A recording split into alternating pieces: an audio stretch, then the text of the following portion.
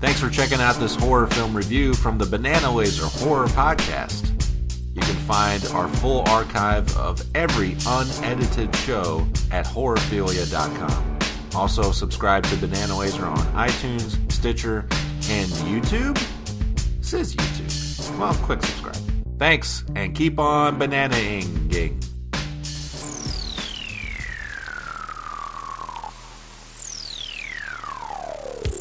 All right, lasers, we are back with BananaLaser. We're here with Dave Z and our guest, Gary Hill. Right now we're going to be discussing Halloween 4, The Return of Michael Myers, released 1988, a good 6 years after the failure, flop, whatever you want to call it, that was Halloween 3, Season of the Witch. Even though that movie made money, made all its money back, it made good money, it was just so hated upon because Michael Myers isn't in it, that they decided to scrap the whole anthology idea altogether, unfortunately. And Mustafa Akkad, who owns the rights to the series, wanted to go back to its roots and bring back Michael Myers. So this is what we get, The Return of Michael Myers. Where do we start? This movie is kind of, I don't want to say a ripoff, but they're definitely trying to do similar things that they did in the first Halloween. They're trying to just portray Michael in the sense that he was in that film.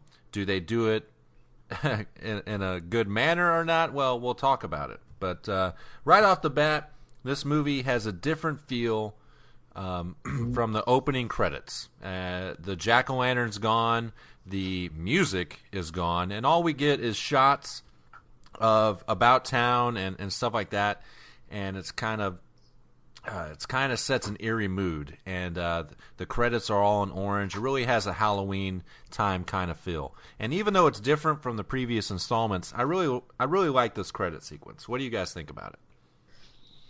Now that you pointed out the strong points of it, that it's in orange and it's a little bit, it has that Halloween, October type feel to it, that's okay. Coming after what we've seen, it's just such a radical departure. Yes. That to me, it's kind of an immediate turnoff. But I can appreciate what you just said. And I guess for that reason, it's okay. It's 1988 now, and it's a different movie. It's filmed much differently. It's not Carpenter anymore. Yeah, there's no more wide shots. There's no more Dean Cundy involved. None of them are there. So don't enjoy it nearly as much, but I wish they would have used the original shit, but I don't know. Maybe I'm grasping too strong to the fucking past, but it's okay, Mm-hmm. Well, if you were making it, what would you have done?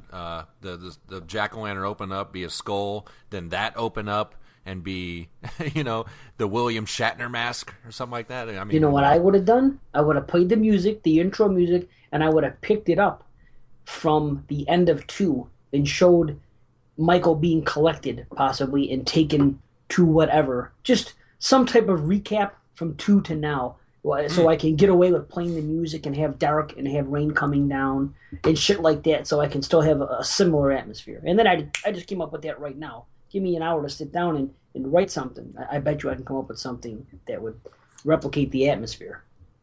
Yeah, that sounds good. I'm trying to start my opinions of this movie on a high note. That's good. Yeah, that's good. Because I'm not going to talk too great about this movie. To me, it's a big departure, a big drop in the series, and that it sucks. Yeah, this is where society dumps its worst nightmares. Yeah, the one you're picking up. Just thinking about him gives me the willies. A decade ago, Halloween night, he murdered 16 people, maybe more, trying to get to his sister. Nearly got it, too.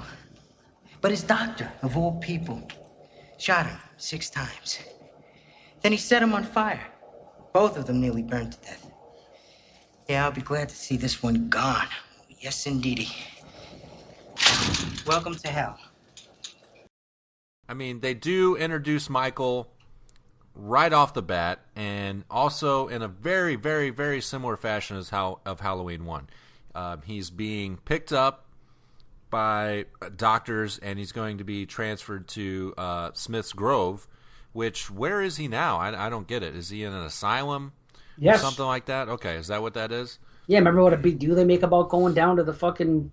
Yeah, he's in like the dungeon, and even the stuff on the... like crazy. There's exposed pipes showing and a breaker box. It's like he's really in a back room somewhere, locked up, like a storage room. It's like a hell. It's like you ever see? I'm sure you've seen it, but and Hellraiser, fucking Hellbound Part 2, when they go into that crazy place and the doctor goes there and they get that guy to get them off of me. You know that whole sequence with where they have the fucking real crazy people. He's basically in one of those things. He's discarded as a fucking, even though he's an invalid.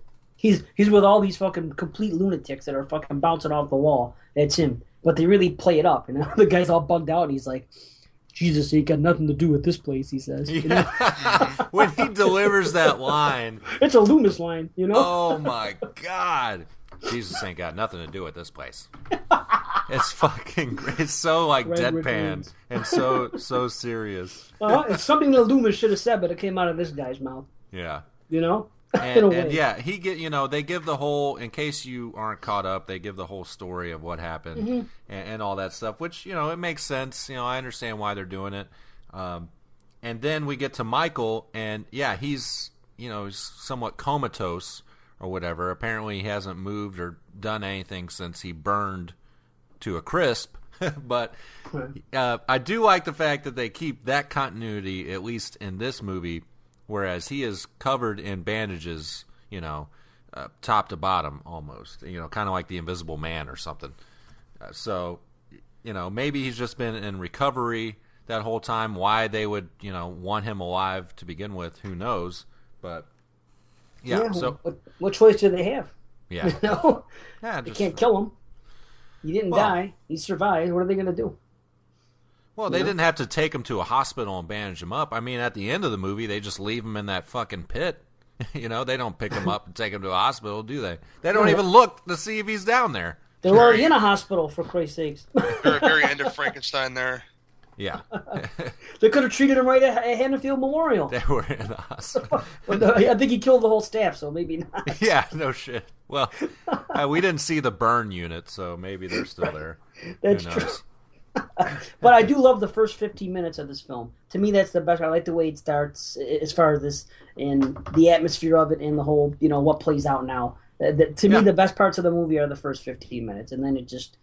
We'll get to that when we get to it, but then it trails. You and I seem to be hating on it.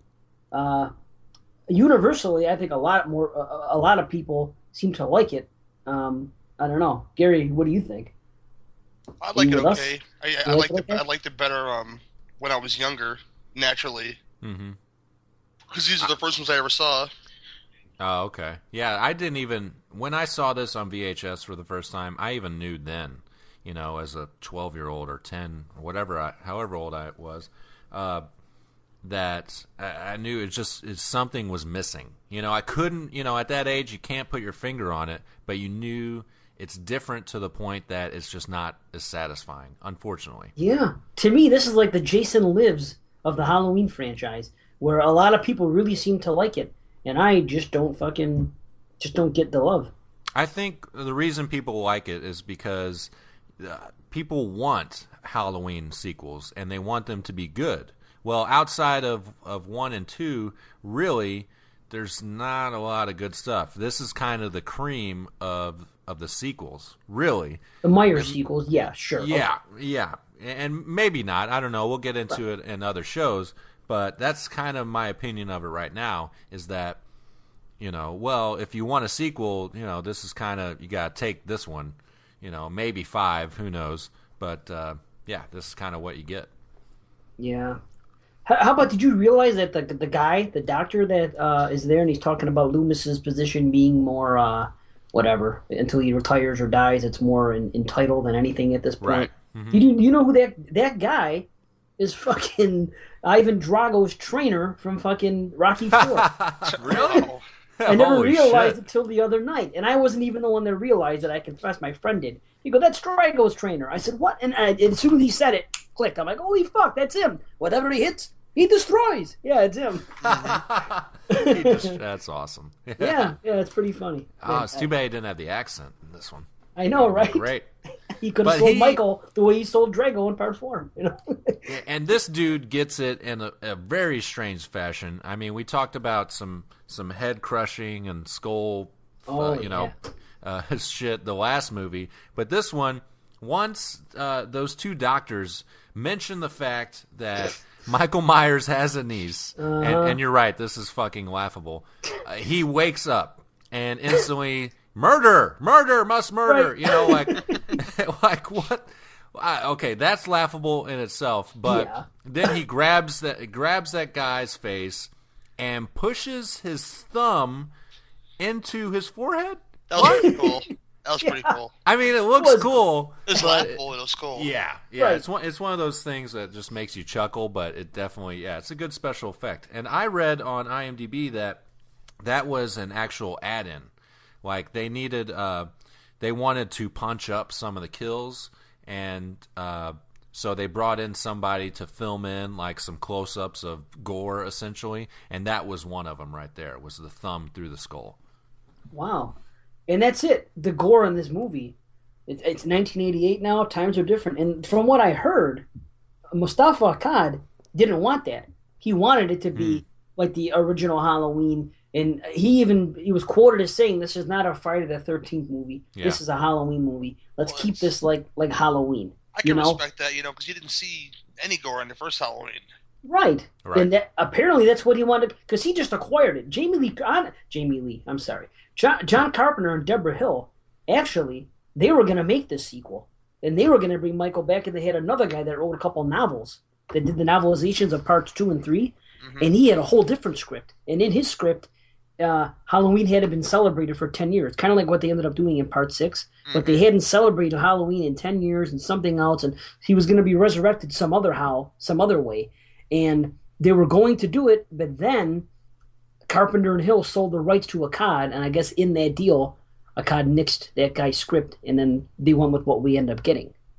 But apparently he said, when we're making this movie, he told the director, I want it to be a Halloween film, not a Friday the 13th. But I guess as time went on, I don't know, some other powers that be that were below him somehow coaxed him into saying, well, this isn't 1978 anymore, and, this is where it's at. Fucking amp up the blood. I do applaud Mr. Akkad for wanting to get back to that first movie. I mean, why wouldn't you want to? It's a fucking brilliant movie. He just obviously wasn't working with as creative or talented filmmakers, and so the product is lackluster, unfortunately. This is a small thing, really, but one of my favorite things about the film was the progression of Loomis's makeup. Like, it looked like he was burned. It looked like it at his hands and on his face. Yeah, I'm glad that they actually attempted to kind of explain that. And so, with Michael and with him, it's like, well, yeah, they fucking burned alive. I mean, come on. Not so much Michael. Michael was on fire all the way. Yeah. But yet he had all these bandages on, and then all of a sudden he gets, I have a niece. I'm okay. Yeah. I feel no pain at all anymore. Right. He clenches his fist. Take off these bandages. It's unfortunate that fucking Carpenter wrote in the family tie in Part 2. Because now you have to have it. I mean, or do you have to have it? Let's talk about that. What if he just came back, he escaped, and he came back to Haddonfield, and he stalked, other people? Would you guys been cool with that? Would you like that better? Do you like the Jamie Lloyd character as his niece? I don't like it. I don't like the character. Mm-hmm. I know it's just a small girl, but she has like these dream sequences where she sees Michael. How the fuck would she even know what well, I guess she has the whole town screaming, your uncle's the boogeyman, your uncle's the boogeyman. I guess she wouldn't know what the mask looks like, but how would she know, I don't even know. I agree. How does anyone know what that mask looks like that wasn't there that night and didn't fucking witness Michael? And even later when those guys are shooting, and they shoot the one guy by accident, the fucking lynch mob, they say, there he is, I see him. And I'm thinking, how the fuck do you know what Michael Myers looks like? Nobody would know. Only very few people saw him and lived in the first place. You know, a couple cops would know, but they're not even there. Brackett's gone. The other guy's gone. It's a whole new group of cops. And the only guy that would know was Loomis. You know, and he didn't know he got the mask back.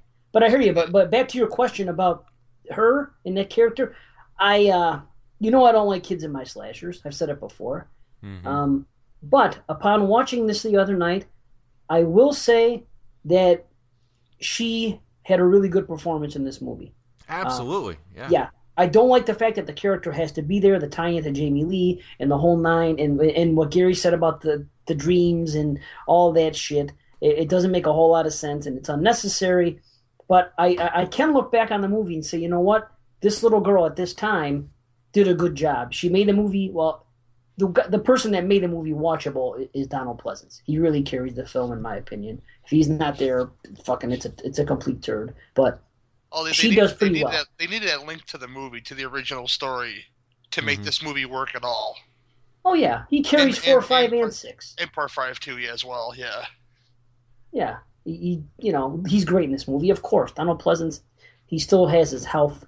He plays the role of the burn victim and everything else, and everything that comes out of his mouth, it's not gold the way part 1 was, or even part 2, but, he does have some good lines, and he's good. And Danielle Harris does do well. Unfortunately, they had to put a kid in the movie, but for years I talked shit about her because everybody fucking loves Jamie Lloyd. I used to hear it all the time, and I was like, fuck Jamie Lloyd. But upon watching it, it was a good performance by her, so I'm not gonna hate on it. It's not her fault. Fucking the movie was fucking, nope. What it is that they cast a child, Are you talking about Jamie Lloyd? Wherever she is, that little child is in mortal danger. Myers has been locked up since before she was born. He's never laid eyes on her. 6 bodies! Sheriff, that's what I've seen between here and Richmond. A filling station in flames. I tell you, Michael Myers is here in this town. He's here to kill that little girl and anybody who gets in his way. Yeah, it's unfortunate. I wish they just would have scrapped the whole bloodline idea, and then we wouldn't have gotten the Cult of Thorn if they didn't do this, and so it's true. Love or hate Cult of Thorn, it's because of Carpenter back in part 2. He really started it, that fucking asshole. Hey, yo!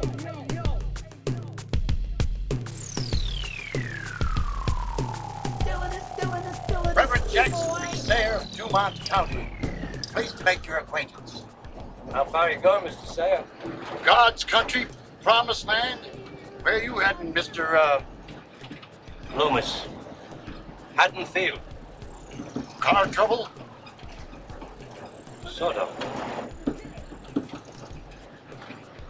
You're hunting it, ain't you? Yeah, you're hunting it all right. Just like me. What are you hunting, Mr. Sayer? Apocalypse, end of the world, Armageddon. It's always got a face and a name. I've been hunting the bastard for 30 years, give or take. Come close a time or two. Too damn close. You can't kill damnation, mister. It don't die like a man dies. I know that, Mr. Sayer. Oh, you're a pilgrim, all right. I saw it on your face back there in the dust. I saw it clear as breasts and blue suede shoes. Would you like a drink?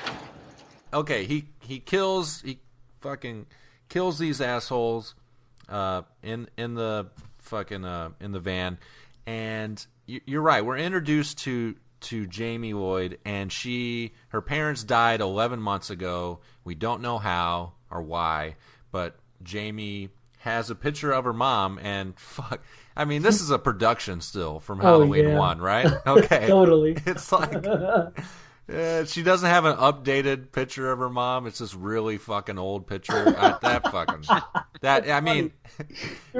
be nice to recut this and then have a picture of Jamie Lee Curtis from like the Activa commercials or something like that. Do it fucking George Lucas style, huh? Just fucking insert someone else in there. Exactly. That's But funny. yeah, we're introduced to Jamie Lloyd, and she's having these nightmares about her uncle killing her in the mask and stuff like that. It's questionable. She also, you see the fucking ambulance on the. She sees it in the street.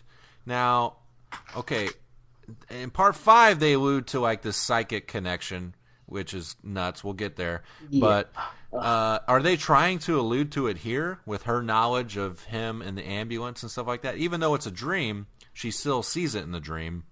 Is that what they're trying to allude to, or is it just them being stupid? Well, did she see, like, go back to what you said about, her being clairvoyant? I guess maybe it plays in this film, but they don't play it up like they do in the 5th one. Yeah, because she could have been seeing through the killer's eyes when he offed people in the ambulance. Yeah, it could have been part of her nightmare, and then all of a sudden she saw the ambulance on the street. Like, wow, this shit's pretty real, Yeah, I do like that kind of continuity, even though they're not really, jamming it down your throat, but it's kind of there in inklings. And I think it's more of a happy accident. It's like, okay, later they wrote in the psychic element, but it's kind of here, in this movie, and it kind of plays up at the end, especially where she takes off. It's kind of cool. I mean, and that if you figure that into the equation, it makes sense that she does have a little bit of a psychic tie to him because of the way the movie concludes. Problem is, in part 5, they scrap what happens at the end of 4, which is their first mistake. Yes. But whatever. I mean, what are you gonna do? But I guess in that respect, it makes sense that she would have some type of connection and figure that out. What I think about it is, I really feel sorry for the poor girl. I watch her when she's crying and the thing, and she gets grabbed under the thing, and then she's in the closet crying. Her parents had just been killed 11 months ago, and the whole sequence, it really does. You really do, you really feel bad for this little girl. That's what I got the other night when I was watching. I was like, poor Jamie, Mm-hmm. Yeah, it's all the shit she's been through, and now this, and so that part of the plot sucked me in a little more. So yeah, she's gonna grow up to be one fucked up person. I mean, when you're that young, your parents die, your uncle's a fucking mass murderer. Get fucked. Yeah, you're gonna have a fucked up life. Yeah, Jesus, that's true. Yeah, very true. So, Michael makes his way. He's making his way back to Haddonfield. Loomis catches on. How does he catch on? I forget. Fucking. They find the van or something like that. Yeah, he goes to that doctor. Tell him there was an accident. That wherever there was an accident. Well, here's what it is.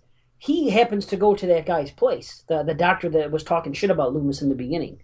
He called him in and he goes, "How come I wasn't notified of this?" Because I guess he had to tell him legally that he was transferred. I should have been told. So he called him in to tell it, and it just so happens when Loomis is in the office, the guy gets the phone call saying that there's an accident. And then this part's great because he doesn't even finish the sentence, and Loomis fucking turns around and walks out the fucking room. He already knows Michael's loose. Oh yeah, there's a he's gone, man. You know why? Because he is so fucking happy that he has something to do. He's like, yes! Again. Yes! 10 years of nothing!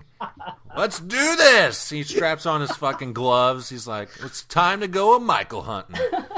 He's fucking all about this shit, man. Oh, the obsession continues. Yes. He gets more joy out of this than in Halloween 1 when he scares those kids off.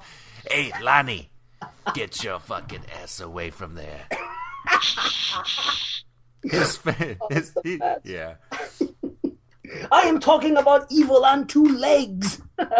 Because the first thing he says in this one. We're not talking about any ordinary prisoner, Hoffman. We are talking about evil on 2 legs. I can see this is useless. Do you know what today is? Do you know the date? Every day I look at myself in the mirror and every day I remember. Look at me, Hoffman. Take a good look. I don't want anyone to have to live through that night again. Oh man, he will. He just will not. He is relentless. Holy shit! How about when he gets to the accident scene and immediately he doesn't even give a fuck. He walks. How many bodies were there? Okay, there's 5, but they're all torn up. He goes right into the fucking water, clothes and everything, shoes, fucking red shoes, trudges right in there. Fucking not even a question. Looking around. Well, he's gone. He's fucking determined. Yeah, the evil is gone. Yeah. Exactly. Oh, yes, brother. Indeed, evil is gone. But he ends up catching up to Michael at a gas station, or a garage rather, and of course Michael's got to get some clothes, and what better place than a garage? You know, he needs some coveralls, man. Exactly. Coveralls. Exactly. But a curious thing, you know, it's just a continuity error, but I think it's rather funny. Doesn't he he impales this guy in the chest while he's wearing the coveralls, but yet later in the movie, Michael's wearing his clothes, and there's no puncture hole, there's no blood on it or anything like that. It's just a small nitpick, but I just think that's kind of funny. Very good was maybe there was a closet in the back, and he killed him, and it was like, well, that's got blood on it. I want to wear something clean. You know, he goes, there's a fucking locker back there. He just has his pick of all the shit. He wrote multiple coveralls. Yeah. Yeah, he's got them all lined up in the fucking closet. Like, what's his name? He has the same clothes every day. What the fuck is that? He opens up the drawers and he has the same fucking outfit. 5 different outfits of the same one. This, where Loomis and Michael meet, is some of the best stuff of the movie. Loomis just happens to get gas there, and he sees the dead body, and then his meeting of Michael is great. I agree. And that shot of them zooming in on Michael, even though he's not wearing his mask yet, you know, it's just them. You know, it's like the two titans kind of thing of the movie, right. And it's their like iconic meeting, and it's a great moment. I really enjoy that part. Why now? You waited 10 years. I knew this day would come. Don't go to Haddonfield. If you want another victim, take me. But leave those people in peace. Please. God damn you. Yeah, it's tremendous. Again, the whole speech, you know, and then he fires. God damn you, when he fucking shoots at him. Oh, then he's gone. That part plays silly to me because he starts shooting at him. And he's gone, yeah. And then, then it cuts over, and, you know, he's shocked that he's not there anymore. Well, wouldn't you have seen him walk away? He's like 20 feet away from you. He's just surprised that he's not there anymore. Hey, fuck, maybe you shot him into oblivion. Who knows? I don't know. I don't know why I hear teleportation, Jason. Michael. Yeah, no shit. Yeah, he definitely does do some teleportation kind of shit in this movie. 1988, man. It's fucking what it's all about. Yeah. This movie looks like any other movie made in 1988. And that's the problem. You know, it's just another horror movie that came out that year. Yes, exactly. There's nothing special to it at all. Except Donald Pleasance. Yeah. Serious, that's my opinion, you know? Yeah. That's the special thing about it. You know, they're doing the thing where Michael is the main character as opposed to, you know, anybody else. You know, they push him to the forefront because, you know, ultimately, yes, that's what you want to see, but, you know, less is more, as we know with a lot of these kind of movies. They take him out of the shadows. He is no longer, I mean, holy fuck. He is like Jigsaw in this fucking movie. Don't you think? He's fucking, okay, after Loomis accidentally disables the long distance phone lines with the fire. Oh, yeah. Which is how convenient. But then later, Michael, he's like, well, you know, I got to kill this little girl. And she's 8, and it's going to be really tough to get her. I need to take out the whole town first before I start stalking her. So I need to thrust a guy onto the power grid and have that shut down. And then I need to take out the entire police force, and then I'll go chase after. He's got like this grand scheme. I don't fucking understand.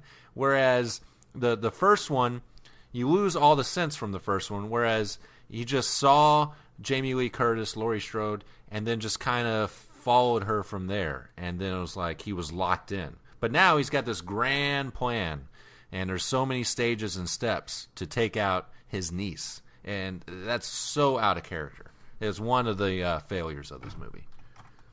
Too calculated. I think one of the cool plot devices film is one of his first kills where he kills the the guy at the power station for some reason. Right. He throws them on the big transformer and all that.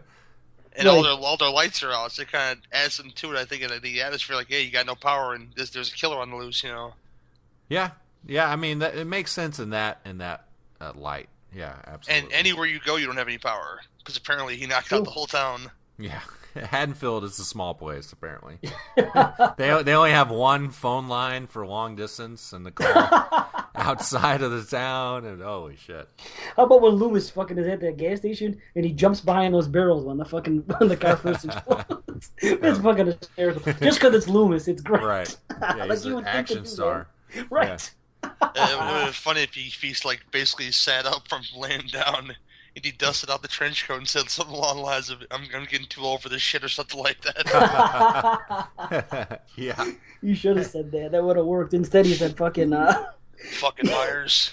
I seen bodies thrown 50 feet from an ambulance, and he says, "I see men do this," and he goes, "You talking about him as if he's a man? That part of him died years ago." You're talking about him as if he were a human being.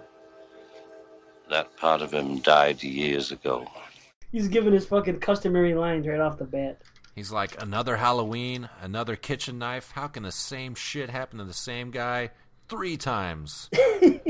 Or I guess twice. 1 and 2 are in the same night. But yeah. So it's funny. The good doctor is the John McClane of horror films. Yeah. That's awesome. Of course, we're introduced to Jamie Lloyd's sister, Rachel, our foster sister, essentially, and she's stuck with babysitting her for the night, and she can't go out with Brady, yeah. He's going to commit. And anytime this asshole's on screen, all I see is his fucking eyebrows. It's like watching Silent Night, Deadly Night Part 2. That guy was animated with his eyebrows, but Brady's eyebrows are so bushy. It's like a vortex. I can't stop looking at them. I don't look at anything else. It's fucked up. Holy fuck. He does have those big bushy eyebrows. Yeah. What I think about is fucking Dazed and Confused, because I've seen Dazed and Confused a hell of a lot more times than I've seen this, so I identify him as that character every time I see him now. Right. Mm-hmm. But yeah. The guy in the overalls, I forget his name, but the guy that wears the overalls. Yeah, exactly. Right.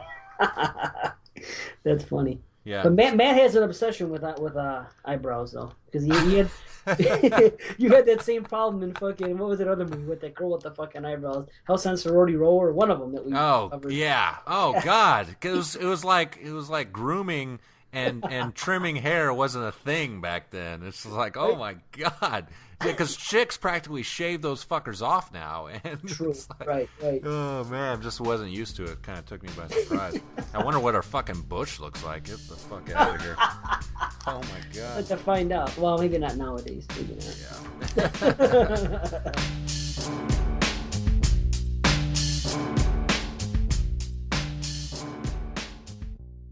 Tonight we're going to do something better. We're going to go trick-or-treating. I don't want to.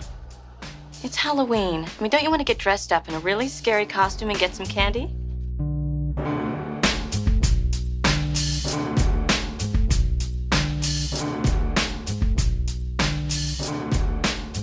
Once Michael gets to Haddonfield, we get another kind of cool little scene where Jamie and her sister Rachel go to the discount store or whatever to get a Halloween mask.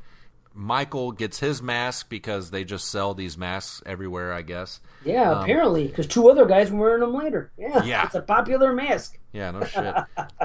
But how was he able to just walk in to this place in his fucking Invisible Man bandages? Walk anywhere. Yeah, it's fucking daylight. True. He's just able to walk around town and nothing. I mean, come on. Give me something. There's no way that's going to fucking happen. Teleportation Michael. I need to be over there. I need to be back over there. I need to be here. I mean, Jamie sees him put his mask on for the first time in this movie, gets frightened, breaks a fucking mirror, and that doesn't cause alarm. She gets, get her up, she wipes her butt. All right, let's get out of here. Oh, yeah, you just had a bad dream. Yeah, right. He's still right there. I mean, how big is this store? It's not like a fucking Walmart. Sam's or Walmart or something. There's probably 3 fucking aisles in this place. Yeah, and it's a pharmacy. It's like a mom pop little pharmacy. It's ridiculous. Yeah, it's probably has 2 exits. Right. He got in one of them. Yeah, exactly. Holy shit. Right. Okay, now we see Michael's look finally realized. And with the jumpsuit, with the mask, and this look is fucking atrocious to me. Yeah. It's like he's got shoulder pads on under there. I don't get that at all. Is that the guy's regular body? Or are they trying to beef him up? I don't know. He's too tall. His shoulder pad. He looks like a fucking action figure. That's what he looks like. Oh, you're right. Holy shit. You got a slight afro going on too, a little bit. Yeah. They don't have the mask anymore. Fucking the mask is missing. They don't have the mask. It's unfortunate that they couldn't. They came nowhere near what the first mask was. I mean, nowhere near, and it's crazy. It's baffling to me that this is what they came up with, and so let's go with this. I definitely would have been happier with a Dick Warlock in this. I don't know who this guy is, but I hate to say it, but George P. Wilbur. Yeah, George P. Wilbur of Family Guy fame. Oh, really? Yeah, you never see when Peter fucking talked about it, how he was in part 4 and 6, and he's in the episode. Yeah. No, I gotta check that out. Yeah, they tribute him on fucking Family Guy. Yeah. That's awesome. George P. Wilbur, huh? Yeah, his whole body language, it just doesn't work. It's not the same Michael. You know, something happened to him after that fucking after the explosion. He is not the same guy. He's definitely it's a shame. But it's a bigger shame that we actually want to see Dick Warlock after his in part 2. That's how bad that is. Think about what you're comparing it to. Yeah, you know? which we did not like. Yeah, absolutely. Yeah, you want to fucking replace puke with a piece of shit.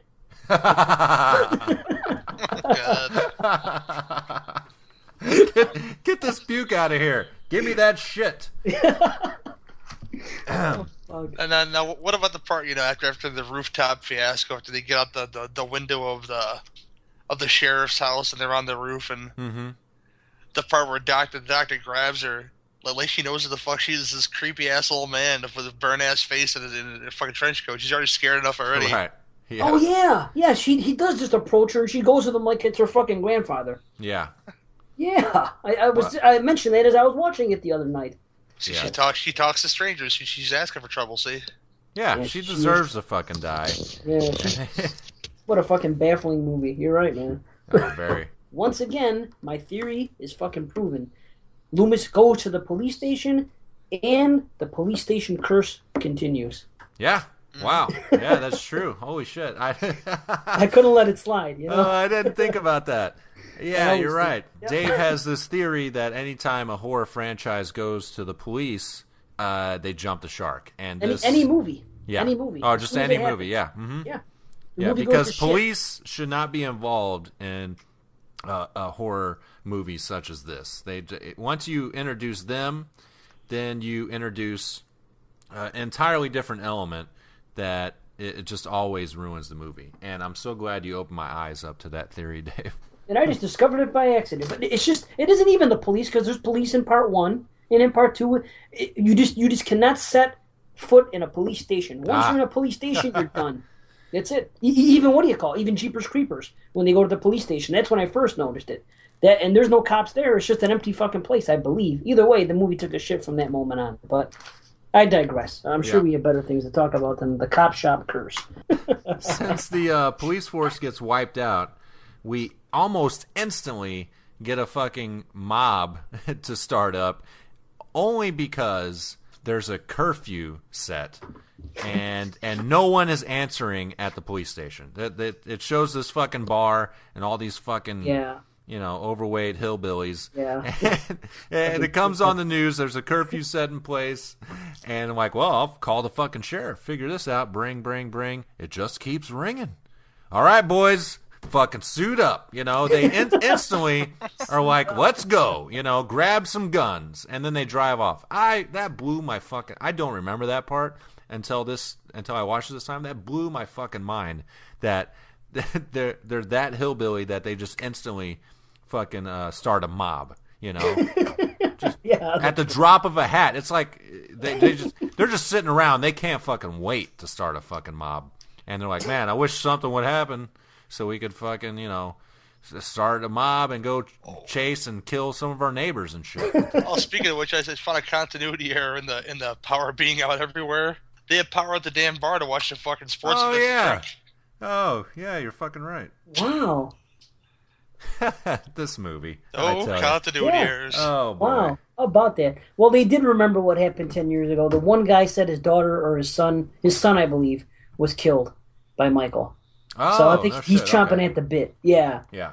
So he himself is chomping at the bit to go, and he's kind of the mouthpiece of the fucking gang. I think he's the guy that drives, and he just seems to be the guy that they all follow. He's like, all right, let's go. And then someone says, his son was killed 10 years ago by Michael.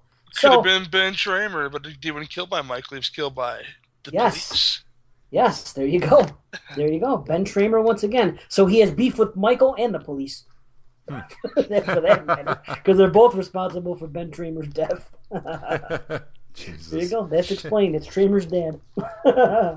You got Loomis in the background with Sheriff Meeker, and he is no Sheriff Brackett by any means. But at least he listens. Yes. Yeah. Yes. At least he comes from a mentality of this already happening in town. So it's good that, he instantly is like, okay, shut the fucking town down. We got to find this guy above all else. So I do like that aspect. But it would have been cool if it was Sheriff Brackett, though, still in that role. Yeah, that would have been really cool. I'm surprised they could. Maybe he was passed away. But it would have been nice if they could have got him back. Yeah, that would have elevated this movie. Because he even asked for him right away when he gets in the station. Where's Sheriff Brackett? Well, he retired a couple years ago in '81, or he went somewhere, and I'm the guy. And we folks out here aren't likely to forget about you, Dr. Loomis. And then there he goes. Yeah, one thing leads to another, and then we get to the sheriff's house where the gorgeous Kelly Meeker is making out with eyebrows. Hey now. And she's definitely the banana that I want to peel in this movie. I second that. I was going to say, I see there's no way that you guys could disagree with this. Oh, I don't know. You like Rachel, Gary? No, I picked the skank, the sure thing. Okay, yeah, Right there on. you go. I mean, Straight come on. up. Yeah, Hot body. Yeah. if all she's good. answering the door in just a long T-shirt and panties, Right. What? This is cops. This is cops do it by the book. Right. Yeah, and not just I smell that, a she slut. Right. Oh, she spends the rest of the movie like that. Yeah. That's what and her father's right there. Right and there. She's walking around all these people with just her underwear on and fucking a long shirt over it. And What the fuck? Go put some Right? clothes on, horror shit. Right. Her bra got stuffed underneath the couch. She's walking around, titties bouncing, fucking. Oh, yeah. Yeah, but here's one thing. Here's one of the big beefs of the movie, that they do go back to Sheriff Brackett's house. Michael Myers jumps in the fucking back seat of the fucking deputy and takes the ride to go back to the fucking house. Number one, why would he do that in the first place? Number two, how could he have known that Jamie was going to be at that house? Psychic link. Yeah, that you are aware of. Yeah, you're right. Yeah, it's not overt in this movie, but it will be brought up in the next movie. Yeah, it's kind of like how the Cult of Thorn is kind of hinted at in Part 5. Well, the psychic link is hinted at in Part 4 and then fleshed out in 5. I'm giving them way too much credit. It is fucked up. He just crawls in the backseat of a cop car. He's a big, tall motherfucker, too. The cop doesn't see him. He just sits back there and fucking just takes a ride. Do-do-do-do-do. Fucking sitting in the backseat, whistling. Just chilling the fuck out. And then he gets in there, the sheriff goes, then the deputy goes in. Then he comes out and he sees that both doors are open. He thinks nothing of it. Doesn't say anything to anybody. Yeah. That's kind of strange. Now, It's going not back to alarming. the whole him being burnt thing, they show a lot of close-ups of his hand. Mm-hmm. And it kind of looks just like an old man's hands. It don't look like he got burned at all in the hands. No, they definitely skimped on the makeup. Yeah, there. they gave Lewis some, and that was it. They spent it all in Lewis's makeup. That was the budget. There you go. I had heard that John Carpenter's initial vision, I mean, you kind of talked about this, Dave, was that we place it in Haddonfield, but either, the town is just like haunted by Michael Myers, maybe literally, like he's just an actual ghost, Right. or something like that. Now, I would have really enjoyed that angle, I think. If it was well made, if it was made by Carpenter or something like that, Sure. I think he could have made that movie really work. Whereas it's kind of like a New Nightmare kind of movie where it's like the villain isn't there, but his presence is still there, and what he did to the town. That would have been interesting. Mm-hmm. It was something like that. They said that it was going to be some about the suppressed memories of him and not bringing him up actually somehow made him stronger. It's kind of like what they ended up doing with Freddy vs. Jason with Freddy. Mm-hmm. That's what I got out of it by the documentary I saw when he mentioned that. But you're right, Dave. The worst atrocity of this movie is the fact that Michael's character is completely different. If they would have changed just that element, this movie probably would be a lot better. But he's so out of character. Mm-hmm. He's not, like I said, he's the mastermind. He's fucking Jigsaw. He's worked out all these fucking steps, and he's actually, he's not a stealth stalker like he was in part one. He's chasing Jamie and Rachel, on the roof. Whereas if that was the Michael in part one, he would have just fucking left and waited for them to come down and then started chasing them again. He wouldn't have walked out there on the roof and risked his life trying to do it. No, it's very out of character, and that's the biggest flaw of this entire movie.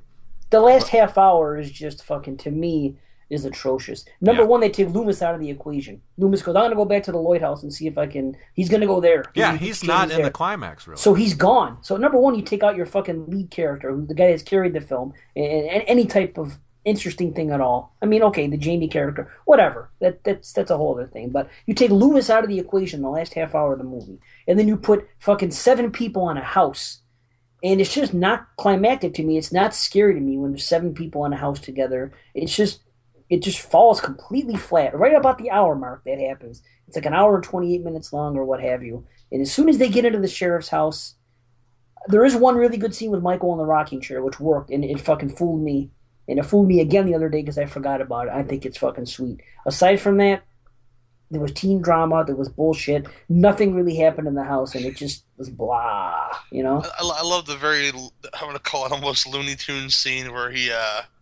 somehow gets underneath the hillbilly's pickup truck, and he goes on the pickup truck and starts attacking them on the pickup truck. Dude, oh my god! So when he rips that guy's throat out, awesome. Best scene in the film, right there. That's the banana split to me, yes, right sir. there. Banana split. No as soon as I saw that throat rip, I'm like, that is it. That's that fucking worked right there. He fucking Patrick Swayze'd his fucking ass, dude. Yeah. Oh yeah. He did. But what's ridiculous is, that guy's driving, and there's 3 fucking dudes in the back seat. And first of all, he throws 2 guys off. He crawls up on that thing for no reason. All of a sudden, he crawls up on it. He throws 2 guys off, and the third guy is still facing forward at nothing, not realizing that things are going on right behind him. Then he throws that guy off. Now that's 3 men that have been thrown off the back of a fucking truck, and the driver doesn't notice a thing. What the fuck? Well, they're in the bed and he's they're in the bed and he's in the cab, so it's not like it's You wouldn't hear people fucking 4 grown men running around on a fucking the cab of a truck, throwing each other off and fighting. And it's a pickup truck. You could have fishtailed the fuck out of that thing and swung him off. Right. How long was Michael hanging on the back of this truck? A good fucking long time. You guys remember the scene in the Simpsons episode, one of the Sideshow Bob episodes? Where Sideshow Bob, where they go into witness protection, and Sideshow Bob is strapped to their station wagon with a belt. Oh yeah, well that's straight out of Cape Fear, right there. Oh, that's right. With Robert De Niro, yeah. Yeah. So that's what he did. He strapped himself to the bottom of a truck with a belt. What the fuck? He was like that dog in fucking in National Lampoon's Vacation. That fucking Chevy Chase tied to the back of the. But Michael was able to keep up. He's better than a dog. Poor little pooch. Kept up for a mile or 2. Tough little mutt. Yeah. And yes, he does kill a dog in this movie for no reason this time. Tell me when you saw that fucking dead dog, you're like, that's classic Michael. Love it. Well, it did make me say, hey, no one else has killed 2 dogs in a series. Yeah. Mm-hmm. So, yeah, that is classic. But the first time he did it for food, this time he did it for fun. Yeah. So, he's a different man. something that I feel like also could have elevated this movie with Michael would be that you don't hear him, like breathing. Oh yeah. In the mask, you don't hear him he does some slight grunts and stuff in 1 and 2, and that kind of stuff just kind of makes him seem more real. Now he's definitely he's the Shape. He's a fucking walking blank. There's nothing going on there. Whereas the first couple, especially the first one, you still get a sense that it's a person underneath that mask. Here it's definitely, like you said, Dave, it's an action figure. Totally, right? Yeah. It's blah. There's just nothing to it. What do you guys think about the fucking Kelly Meeker kill? Because although I think it's cool, it's also a fucking laughable use of a gun. It's like, you have a gun. Well, I'm a slasher. I don't shoot guns. So I'll stab you with this fucking gun. Always cracked me up. It kind of reminds me of the scene from Dusk Till Dawn, where Harvey Keitel he used the cross for he used the cross for the shotgun.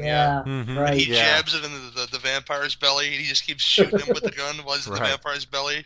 Oh yeah, that's right. That's what it reminded me of. It is cool. It's just weird, though. I hear you. Yeah, I do like strange. what it led into it. I love the fucking situation with the rocking chair and her thinking that it was the deputy or whoever it was. And then he stands up, and that's fucking actually slightly scary. That's cool. It was an effective trick, But then, once again, it's so unlike the character of Michael in the other movies where he would just use a blunt object, a knife or whatever.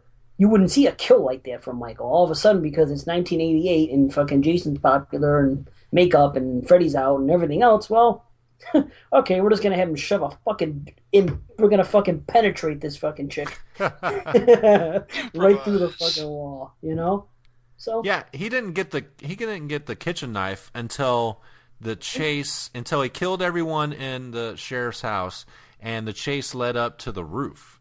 Yeah, where's the fucking knife? He found that knife upstairs somewhere. He's like, cutlery. Yeah, he's like, oh, finally, Jesus Christ. Right. Yes. All he wanted was his machete, It's okay. It's okay. Yeah. Until then, I'm killing motherfuckers with power transformers. Come here. Right, exactly. So if I throw you onto this, is that gonna electrocute you? Yeah. Okay. All right. Boom. What the fuck? He's too smart for his own good. I mean, in part 2, he at least had a fucking scalpel because he was in a hospital. They were going for fantastical fucking inventive gore kills, and you know what I mean? It was the times. Yeah, to me, just the kills overall, if they were trying to amp them up in any way, they could have done way better because, like we said, you had the throat rip is the best. Yeah, and it was. You had the skull, crush in the beginning. That's okay. Mm-hmm. And when he killed Brady, that was cool, kind of, Yeah, didn't he just crush his head he again picked there? him up. Yeah, I think so. Yeah. Crush his head. He picked him up by his throat. He rubbed his fucking thumb into his cheekbone or something, made it look that way, and kind of smashed him. Yeah. Mm-hmm. I mean, to showcase his strength, once again, they're making him. But they've done that before, I guess. They made him look very strong. So yeah, I kind of wish though, because I'd read that they'd went back and reshot stuff to amp up the gore, and I kind of wish they just reshot death scenes altogether, like they did with Part 6, and they changed a lot of those and made them gorier. The kills don't stand out here, and it's a Halloween series. They really don't. But if that's what they were going for, why not go as far as you can with it? You know what I mean? So. Plus, you had the maestro, I guess, of this time. He did Friday 7. Carl Buechler. Yeah, Buechler did the effects. Oh no shit. Okay. Yeah, he's good too. Absolutely. Yeah, and could have showcased his work more in this film. Yeah. Huh? No shit. I didn't know that. Like you said, COD didn't want a lot of gore, so you got a little bit, but you didn't get a lot. Mm-hmm. Mm-hmm. Right. You definitely got more, but yeah. So then, this thing, after the hillbilly toss around in the truck, this thing ends up, off the side of a highway, and Michael gets thrown off the fucking truck, as he should have, and Rachel takes the wheel and plows this dude down, and seemingly actually kills him, because he's laying there. The cavalry comes in. He's laying there, and his hand, you see his hand loosen its grip off of the knife. Right. And that's something that he would have never have done before. So it's like, well, are they saying that killed him? I mean, he's fallen from roofs. He's fucking been shot 6 times, and anything else, he's been burned alive, but yet getting hit by this truck, that seemed like enough for him. It wasn't until his niece came up and had that interaction with him, and I think that kind of woke him up. Now, when Rachel was driving the truck, I mean, I've stood up in the back of a moving pickup truck. There's not much stability back there, especially driving like she was. Yeah. She just hit the brakes, that motherfucker would have flew. Right. Jamie has a connection with Michael. Obviously she's fearful of this guy, but as we pointed out, there's something going on there. And whether they wanted to, overtly say it or not, there's some kind of stupid connection that we're supposed to understand, because she goes up and touches Michael. He wakes up, and then that's when all hell breaks loose with the cops, and they blast his ass into oblivion, and he falls into some weird cavern, something off the side of the road. And they just fucking walk away. Okay. And they just walk away. And also, I want to point out, they don't drop any fucking dynamite down the hole to finish it up. Yeah, they just walk away. You're police. Do fucking police work. Right. Make sure he's dead. Take him to the morgue. Cremate him. What the fuck? Yes, how many times has he come back? My God. Even if he was dead or alive, being an officer of the law, you'd have to take the body somewhere. Yeah. No, let's just leave it here. It's fine. It's like in Friday 7 when the psychic girl's dad is just in the lake still. It's like, what? You guys didn't call the cops and have him pull his body out of there? What the fuck? It's good to go. Yeah, that's fine. He's dead. That's that. Fuck. We might need him one day to be a zombie to come out of the water. Oh, shit. Don't call nobody. Yeah. Okay, so that's that. Michael's dead. It's so unsatisfying. Just that right there alone, the fact that that's supposed to be how you, it's like all those, it's like the Nightmare on Elm Street endings where it's just like, Freddy's dead now because we held a mirror up to his face. Oh boy! So he's dead now. I know how much you love that, Dave. It's that kind of shit. Yeah, it just fucking pisses me off that they just didn't. They weren't creative enough to fucking think of something better? Get the fuck out of here, dude. Awful. Well, they stole it from Frankenstein when he falls in the ditch, and then especially the whole beginning part, the whole beginning sequence of the fifth movie. Oh yeah, is straight out of Bride of Frankenstein. Oh really? Okay. Right. You're right. Oh, very good, Gary. Fuck. Huh. No shit. Well, I applaud them for that. Okay. But that's it, right? Huh? No shit. So that. But this happens... is Michael Myers in 1988. Yeah. And this is the guy that keeps coming back, and fucking this town has been through hell for 10 years because of this guy. Do more than fucking blast him with a couple of shotguns and. Technically, they had a break for 10 years. Technically. Well, this is true, right? Yeah. Correct. That's true. So then we get back to the Lloyd's, I guess, house, and we're ready for a happy ending. But then we get a nice callback to part 1, and that we see a POV of a kid with a mask, and we know it's Jamie. She goes, apparently she stabs her foster mother. We don't see it, right? We don't see any kind of killing. We just see the aftermath. See the bloody scissors. See. Yeah, you see the aftermath. Right. Yeah, and then we get a moment of brilliance from Donald Pleasance. Awesome. Go ahead, Dave. No!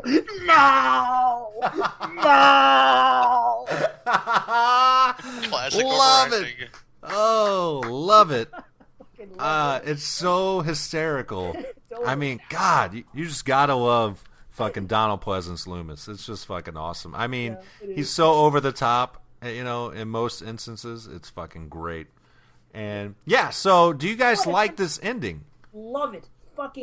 Once again, I've said it with several movies, and I'm going to say it with this movie. They should have stopped right fucking here. Halloween 4 should have been the last damn Halloween. Once again, it ended right there. She fucking flips. She kills. Loomis flips. There she is, bloody. What an incredible fucking end to a movie. Mm-hmm. And then credits roll. We never see fucking Halloween sequels again. It would have bumped up this movie a little bit for me, just because if that was the true end of the series. So yeah, I love it. What am I going to say? Fuck, it was great. Well, it goes back to the thing where I don't know how much money the movie made, but I bet it was made on a dime. Probably their biggest actor in the film was Pleasance, that they actually had to pay. Just like in the original movie, your biggest star was Donald Pleasance. Absolutely. Right. Yep. But I'm sure they had him for more than a day, like 2 days, as they did on the first Halloween. Yeah. Well, now this was his fucking vehicle. I mean, he's the selling point of this film. Yes. Yeah, absolutely. And he's ready to do these until he dies, which is literally what he does. What he did. Yeah. Yeah. Mm-hmm. But am I the only one? I loved it. What do you guys think about the end? It's good. It's just fitting, I guess. The torch being passed. He's supposedly dead, and she's right mentally gone, and that like I said, that mental link was there. Well, maybe she becomes the killer. They shit all over it in part 5, but is this as a movie and this as an ending? I think are it's a great ending to a fucking subpar movie. Yeah, they Tommy Jarvis the ending. Definitely, and I enjoy it. I like the callback of Jamie having the clown outfit that Michael did from part 1. That was a brilliant choice by them, and her just picking it out in the store goes back to that kind of psychic link. She's drawn to that outfit, and stuff like that. Well, that's why. But yeah, I thought it was a great ending, and most of the time, I enjoy movies that kind of set something else up. It's like, even if they don't elaborate on it in a sequel or anything like that, they set up something in your imagination. And that's the last thing you see.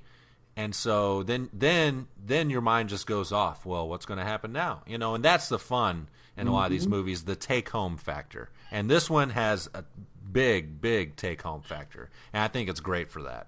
So, yeah, let's rate this fucker. I give this... this is tough. I don't really like this movie. This is one of the better sequels, though, but we're not comparing, we're not rating it as far as the rest of the films. We're just rating it as itself. Man, they shit all over Michael in this movie. I gotta say, too, I don't really like this movie. I'm going to take that cop-out pick again because I'm in the middle of not liking it and liking it because there are elements that I like about it. Right. So I won't go as low as 2, and I'll just say 2.5. 2.5. Mm-hmm. Yeah. All right, guest of honor.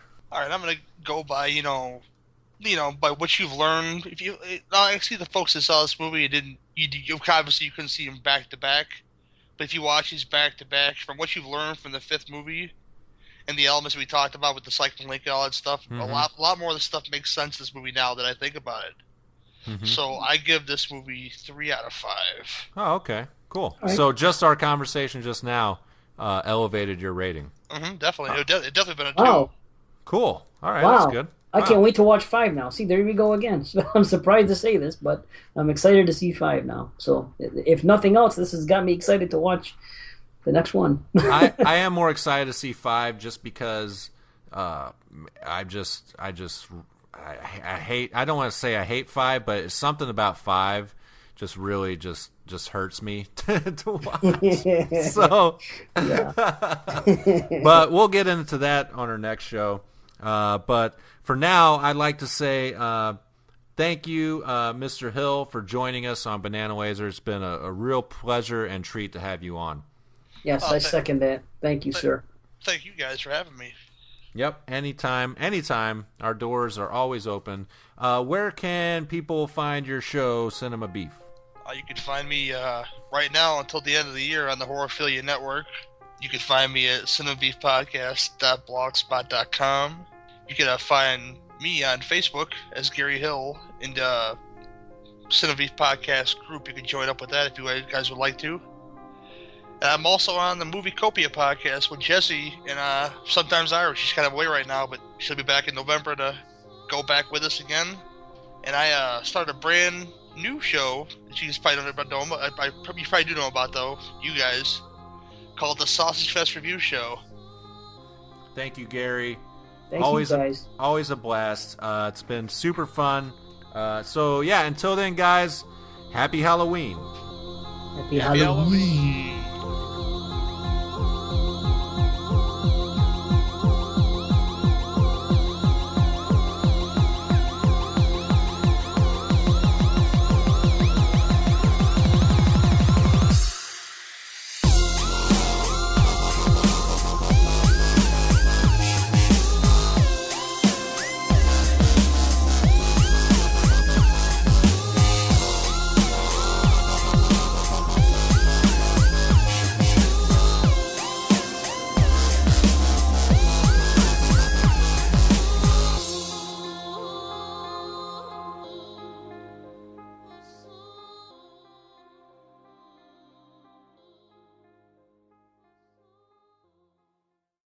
Happy Halloween, everybody!